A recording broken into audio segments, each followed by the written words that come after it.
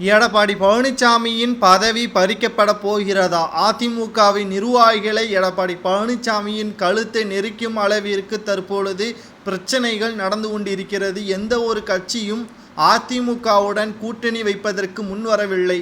ஒரு காலத்தில் அதிமுக என்றால் தனித்து போட்டியிடும் எந்த ஒரு கட்சிகளுடன் இரண்டாவது பேச்சுவார்த்தை என்ற பேச்சுக்கே இடம் இல்லாமல் இருந்த காலம் போகி தற்பொழுது மூன்றாவது கட்ட பேச்சுவார்த்தை, நான்காம் கட்ட பேச்சுவார்த்தை வரை சென்று கொண்டிருக்கிறது. இதுவரைக்கும் எடப்பாடி பழனிசாமி அவர்கள் தலைமை ஏற்றதிலிருந்து அதிமுகவிற்கு சர்க்கிள் தான் ஏற்பட்டிருப்பதாக தற்பொழுது செய்திகளும் வெளியாகி கொண்டிருக்கிறது.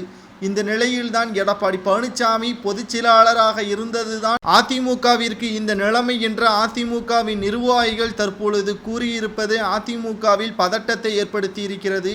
இன்னும் 2 மாதங்களில் நாடாளுமன்ற தேர்தல் வரவுள்ள நிலையில் அதிமுக ஒன்று தனித்து போட்டியிடுவதாக அறிவிப்புகளை வெளியிட்டு தொகுதிகளை வேட்பாளர்களுக்கு பங்கீடு செய்ய வேண்டும். ஆனால் இன்று வரை அதற்கான எந்த ஒரு முதல் அடியும் எடப்பாடி பழனிசாமி அவர்கள் செய்யாத காரணத்தினால் தேர்தல் நெருங்கும் வரைக்கும் எடப்பாடி பழனிசாமி அவர்கள் தலை உருண்டு கொண்டுதான் இருக்கும். அதில் எந்த ஒரு மாற்று கருத்தும் கிடையாது.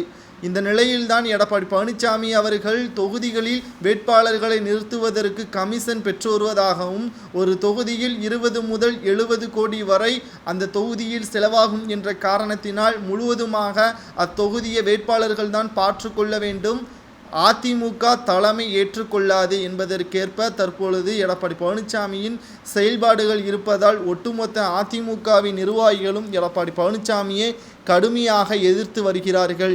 எடப்பாடி பழனிசாமிற்கு தேவை பணம், பதவி. அதை எப்படி செயல்படுத்த வேண்டும், கட்சியை எப்படி முன்னேறி கொண்டு செல்ல வேண்டும் என்பதை பற்றி எந்த ஒரு கவலையும் இல்லாமல் எடப்பாடி பழனிசாமி பேச்சுவார்த்தைக்காக அதிமுகவின் நிர்வாகிகளையும் முன்னாள் அமைச்சர்களையும் கட்சிக்காக சென்று பேச்சுவார்த்தை நடத்தியும் வருகிறார். ஆனால் எடப்பாடி பழனிசாமி பொதுச் செயலாளராக இருந்தது வரை இதுவரைக்கும் எந்த ஒரு வெற்றியும் கண்டதில்லை என்பதும் குறிப்பிடத்தக்கது. பன்னீர்செல்வம் அவர்களை கட்சியிலிருந்து நீக்கிவிட்டால் சுதந்திரமாக செயல்படலாம் என்பதற்காகத்தான் எடப்பாடி பழனிசாமி அதிமுகவிற்கும் ஓபிஎஸ்க்கும் எந்த ஒரு சம்பந்தமும் கிடையாது என்பதை அறிவித்தார். ஆனால் பன்னீர்செல்வம் அவர்களுக்கு அடித்த அதிர்ஷ்டம் என்பது போல் பாஜக 7 தொகுதிகளை கொடுப்பதற்கு முன்வந்திருக்கிறது. பேச்சுவார்த்தையும் நடந்து கொண்டிருக்கிறது. நல்ல வாய்ப்பாகத்தான் இருக்கிறது என்றும் பன்னீர்செல்வத்தின் ஆதரவாளராக இருக்கக்கூடிய வைத்திலிங்கம், மனோஜ் பாண்டியனும் தெரிவித்திருக்கிறார். எப்படி பார்த்தாலும் பன்னீர்செல்வம் அவர்கள் எதிர்காலம் சிறப்பாக இருக்கும்.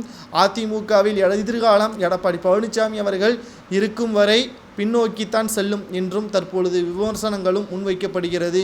இந்த நிலையில் எடப்பாடி பழனிசாமி நாடாளுமன்ற தேர்தலில் தோல்வியடைந்தால் அவரது பொதுச் செயலாளர் பதவி பறிக்கப்படும் என்றும் கூறப்படுகிறது.